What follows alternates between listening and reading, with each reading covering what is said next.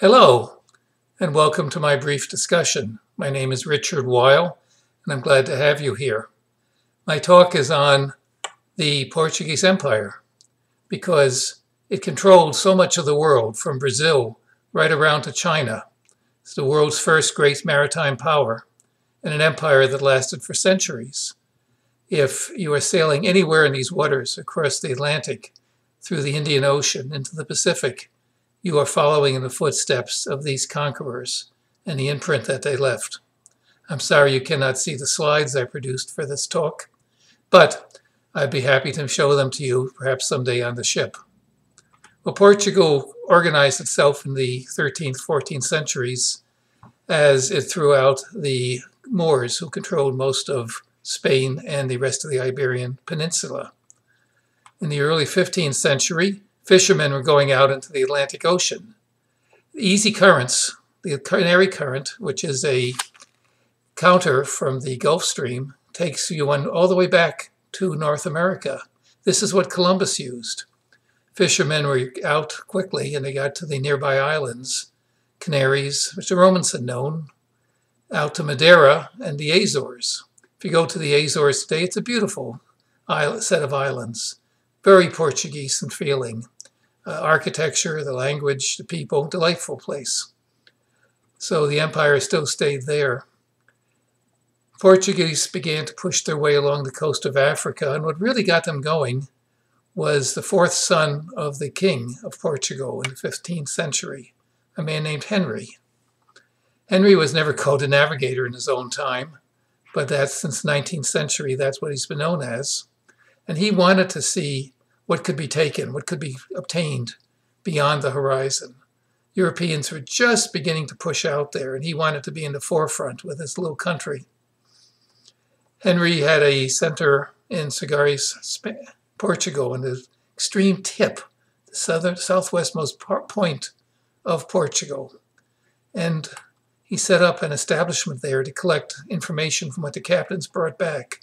Later generations wonder if it was like a NASA research center where all the secret data from the explorers was collected. Perhaps, perhaps not. Perhaps it wasn't anything quite that formal. But they have dug up his castle, and as you can see, well, if you could see the slide, you'd see there's a great compass rose found in stone showing the winds. So perhaps there was some sort of secret library. Nobody knows how many people were pushing out there, but there probably were quite a few.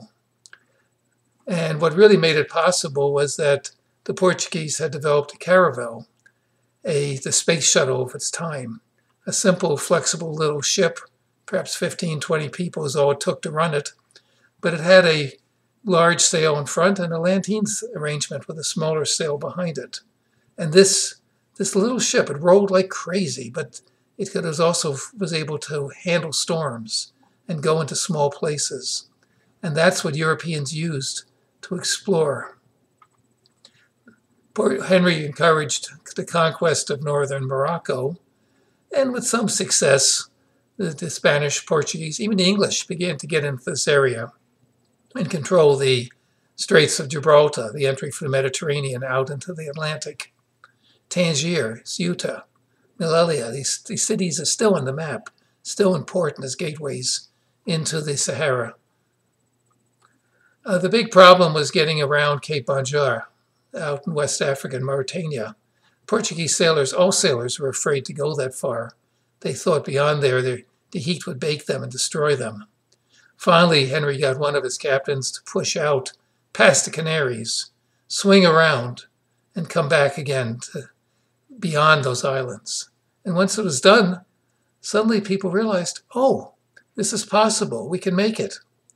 He financed, through the Portuguese government, a series of what today we'd almost call moonshots, each expedition going further south, moving along the coast. By 1460, the Congo River was discovered. Henry died in this period, but the momentum he began continued. People kept exploring further and further and further along, with the great goal being to finally round Africa and reach the East Indies, Marco Polo's fabled lands of spices. They couldn't go overland anymore because Muslim powers had taken over that area. Now the Turks, once Istanbul Constantinople was taken in 1453, closed that route. So the only way was to make an end run and reached India and China via water. And again, the routes many of us have taken as we've traveled along this way. Okay, well, I think that's enough to give a picture. I'll be glad to give more information, but I'm sure you have other things. Thank you very much for listening.